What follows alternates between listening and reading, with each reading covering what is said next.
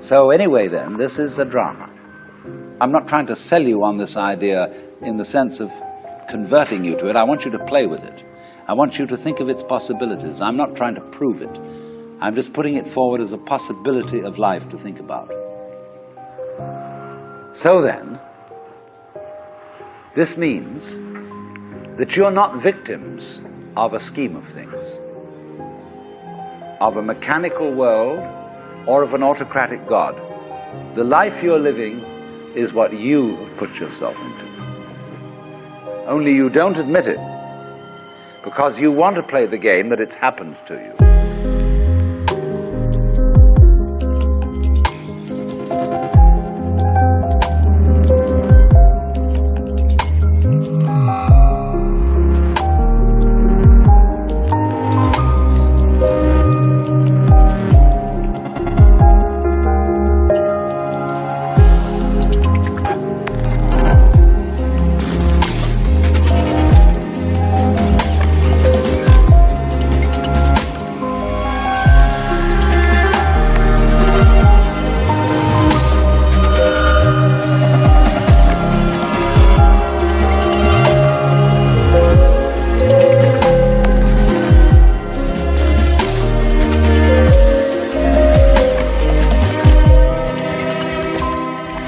In other words, I got mixed up in this world. My parents, I had a father who got hot pants over a girl, and she was my mother.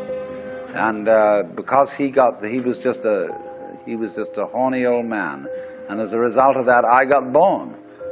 And I blame him for it and say, well, that's your fault. You've got to look after me. And he says, I don't see why I should look after you. You're just a result. But let's suppose we admit that I really wanted to get born, and that I was the ugly gleam in my father's eye when he approached my mother. That was me. I was desire, and I deliberately got involved in this thing. Look at it that way instead.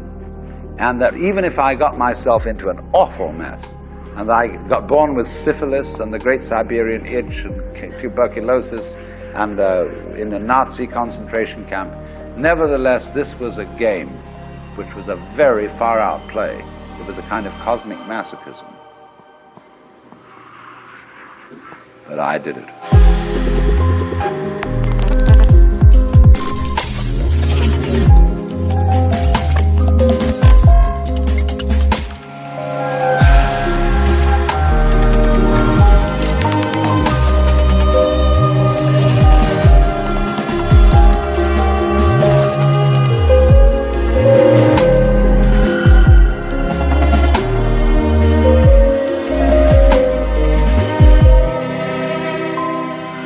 Isn't that an optimal game rule for life? Because if you play life on the supposition that you're a helpless little puppet that got involved, or if you play it on the supposition that it's a frightful, serious risk, and that we really ought to do something about it, and so on, it's a drag. There's no point in going on living unless we make the assumption that the situation of life is optimal. That really and truly we are all in a state of total bliss and delight. But we are going to pretend we aren't just for kicks. You play non-bliss in order to be able to experience bliss. And you can go as far out as non-bliss as you want to go.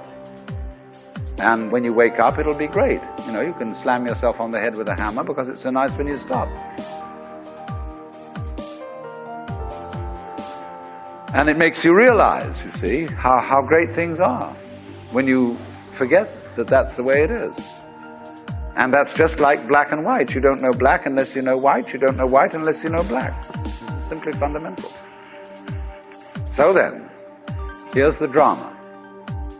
My metaphysics, let me be perfectly frank with you, are that there is the central self. You can call it God, you can call it anything you like. And it's all of us. It's playing all the parts of all beings whatsoever, everywhere and anywhere.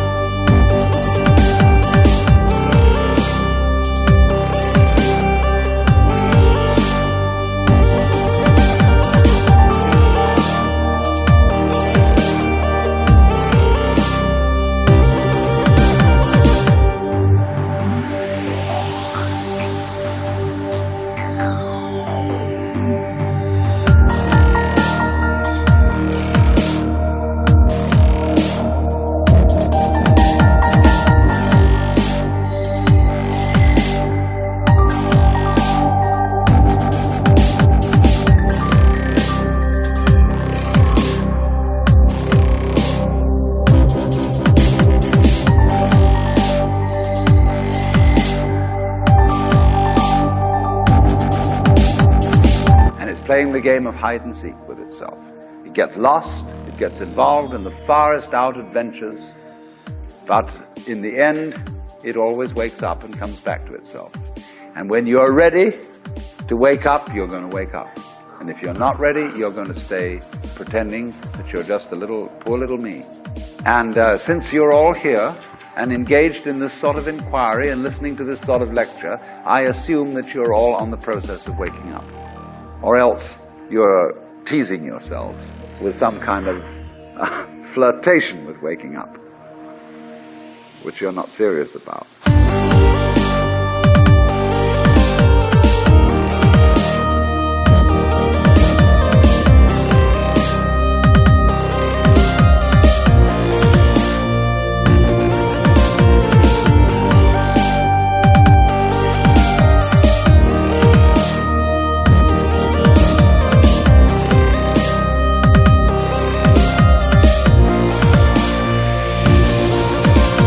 But I assume maybe you are, not serious but sincere, that you are ready to wake up. So then, when you're in the way of waking up and finding out who you really are, you meet a character called a guru.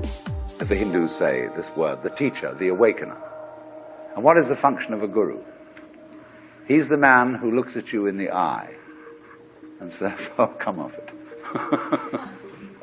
I know who you are. You know, you come to the guru and say, sir, I have a problem. I'm unhappy and I want to get one up on the universe, or I want to become enlightened. I want spiritual wisdom. And the guru looks at you and says, who are you? You know Sri Ramana Maharshi, that great Hindu sage of modern times? People used to come to him and say, Master, who was I in my last incarnation? As if that mattered. And he would say, who is asking the question? And he'd look at you and say, basically, go right down to it. You're looking at me, you're looking out, and you're unaware of what's behind your eyes.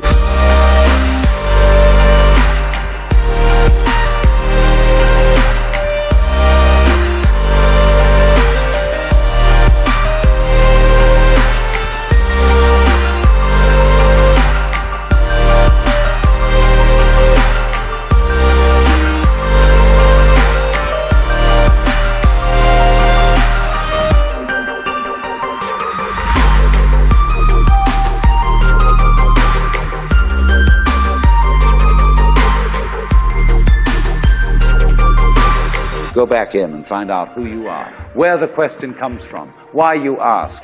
And if you've looked at a photograph of that man, I have a gorgeous photograph of him, and you look in those, I walk by it every time I go out of the front door, and I look at those eyes, and the humor in them, the lilting laugh that says, oh, come off it, man.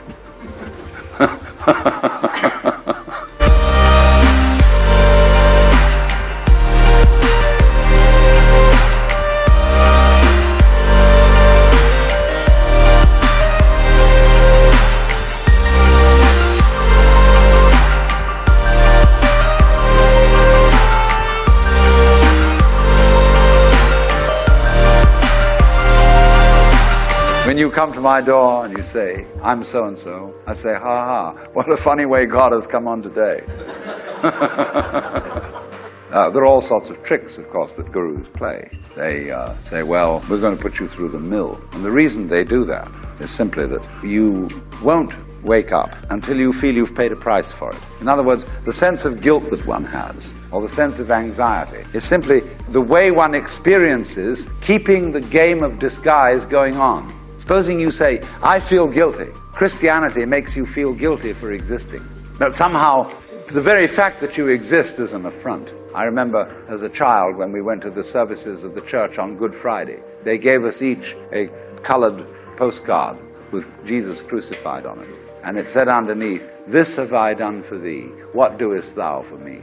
Well, you know, you felt awful. You have nailed that man to the cross.